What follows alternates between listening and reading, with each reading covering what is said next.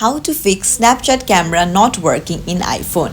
Hey everyone, welcome back to the channel. But if you're new here, don't forget to hit the subscribe button.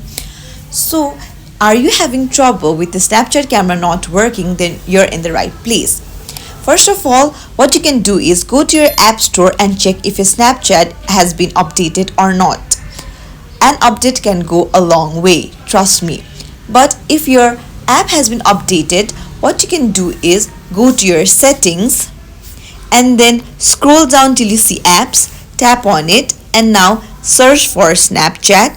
And when you tap on it, make sure that your camera is toggled on. Sometimes it is toggled off like this. So what you have to do is toggle on the camera and go check if the Snapchat camera is working. I'm sure it will work this time.